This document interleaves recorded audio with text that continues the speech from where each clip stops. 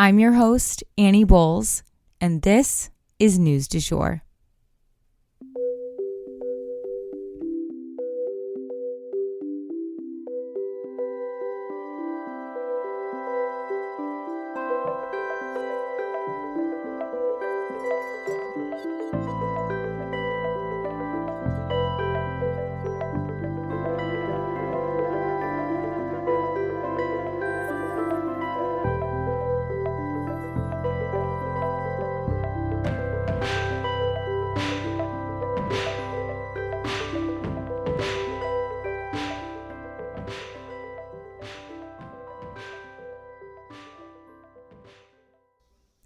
Hey you guys, and welcome back to the News du Jour, a calmer space to consume the news. So I just wanted to remind you guys that I'm actually going to be traveling tomorrow. So bear with me if there's any sound glitches or just not the top quality for Friday's episode. Last time I tried to travel with my microphone, shit hit the fan. My microphone was destroyed. So I'm actually putting it in my checked luggage this time and hoping for the best. Keep your fingers crossed for me. Today we have 2 mini stories for you guys, and then a bunch of stories that are all related to the same topic that I've been kind of like sitting on, waiting for a good time to talk about. And today's the day. So without further ado, let's jump in. For our first mini story today, Hunter Biden pleads not guilty to federal gun charges. So again, this is kind of expected. He was willing to play ball if it meant keeping his dad out of things and keeping things really quiet and minimal. But now that it's officially gotten messy, he plans to fight these charges. So we'll definitely keep you guys posted, but he has officially pled not guilty. Next up for today, McCarthy got removed from the speakership, you guys. This was one of those situations where it kind of happened right as I was heading to record this. So tomorrow we will deep dive into this because there's a lot to talk about here. How it happened, what are the ramifications, is he going to try and run again? You know, there's just a lot to unpack. So I just wanted to let you guys know that that happened. So if you see the headlines, you know, and tomorrow we will, overanalyze it. We'll go into the details. We will get into the nitty gritty. Anywho, for the theme for today, it unfortunately is child endangerment. So content warning, all of these stories do have to do with various types of child endangerment. I'm not going to lie, I cried a lot while writing this episode. That said, these stories are important because these kids matter and we need to get their stories out, get awareness up, and help support these families and make sure that these things don't happen again. Let's get into it. So first and foremost, the story about fentanyl at a daycare. Yeah, you guys may have seen headlines about this already and wondered what the hell this is all about. 3 people have now been charged since a sweet 1-year-old boy, Nicholas Dominic, died from suspected fentanyl exposure. The people running this New York City daycare literally had fentanyl hidden under the floorboards where children were playing and napping. I mean, honestly, what kind of sick fuck does that? Like, that is just, oh my God, of all the places to put it. I'm literally so heartbroken for the parents and really anyone who loved this child who did not deserve this. But actually, 4 children at the daycare showed signs of opioid exposure, which just completely broke my heart. The owners of the daycare have been charged with murder of, quote, depraved indifference, end quote. As the mom of a 1-year-old little boy myself, that fucking hurts to read, just that someone could be indifferent to endangering children. My heart is with those parents right now, and I'm so grateful that this daycare is being shut down so that no other children will be harmed there. And next up in our stories today, this is a super short one, but I wanted to let you guys know that a school bus crashed in Ohio. This happened back in August. And again, it wasn't super breaking news, so I, kind of filed it away. But a school bus full of kids kind of went missing in Ohio. It didn't show up. And that's just every parent's worst nightmare.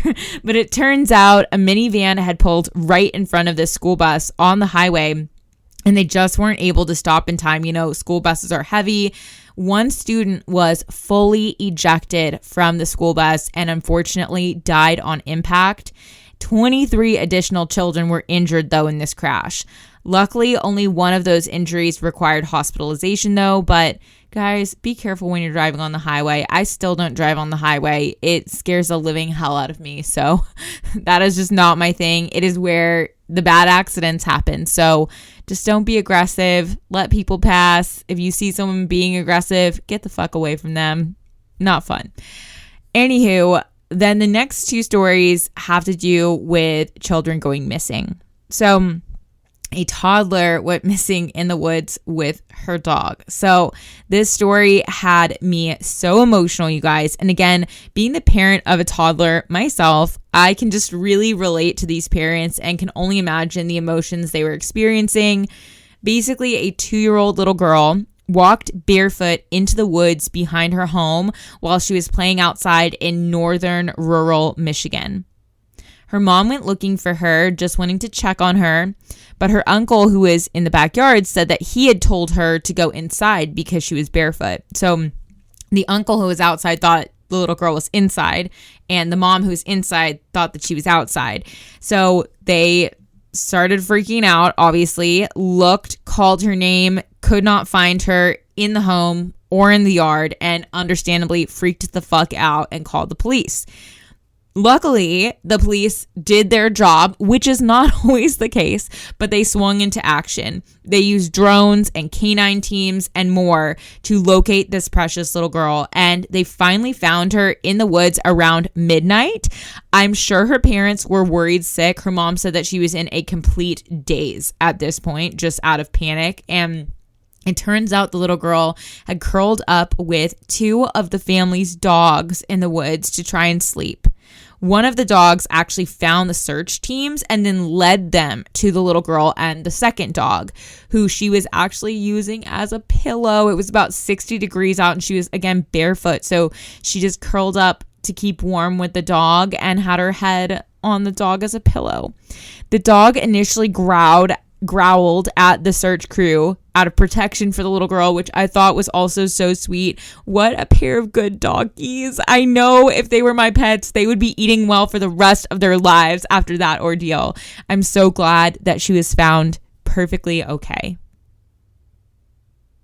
And that leads us to our next story about a child going missing. Fortunately, I will give a spoiler alert. This one also has a happy ending, but there was a 9-year-old little girl who went missing in New York. So this is a bit of a more serious story, I will say. A 9-year-old girl in upstate New York went on an evening bike ride all alone on the weekend, and she disappeared.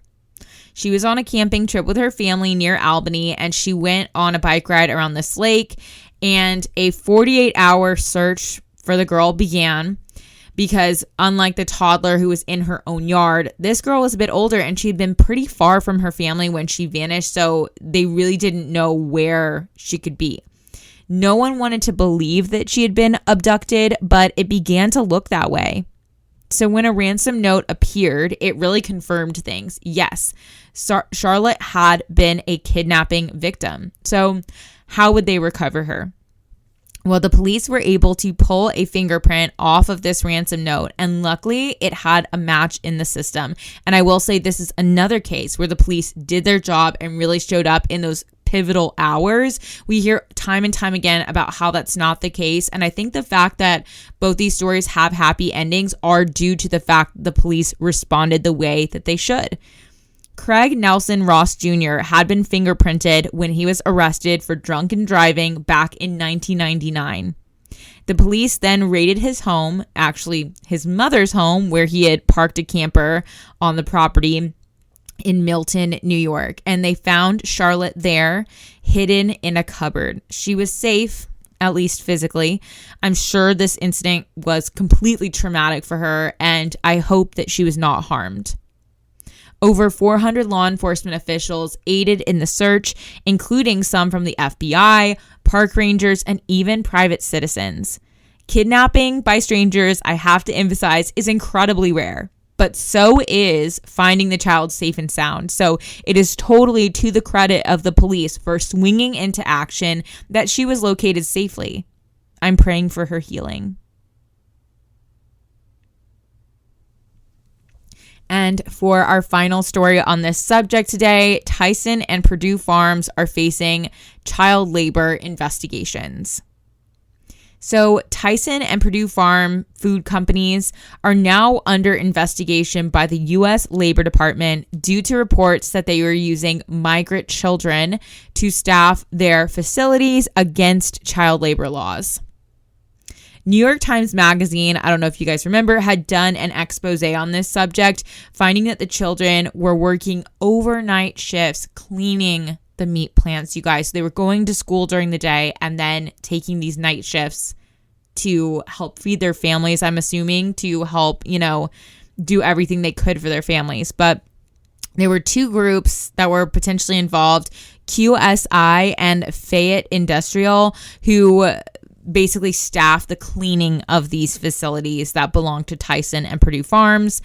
A letter went out from the White House basically letting them know that they better look into this and find out what's going on because they are going to be investigated. So again, if you guys remember, this all came out at first back in April, but now that investigation is officially underway, thank goodness. And that for today is the news du jour. Today, I wanted to leave you guys with the quote, "The world will ask you who you are, and if you don't know, the world will tell you."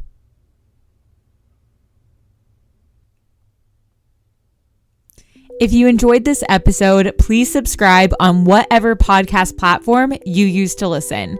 A rate and review on that platform or a shout out on social media would mean the world to us and help us to be able to keep creating the news du jour and reach more people who need a calmer space to consume the news. But the best way to support all of our work is to become a patron at www.patreon.com/sugarfree media, and that is also linked in our show notes. You can follow us on social media at newsdujour.podcast on both Instagram and TikTok.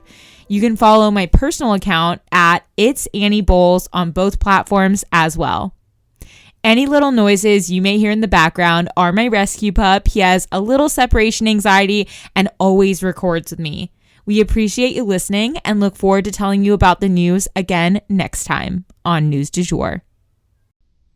Broadcasting from Oklahoma.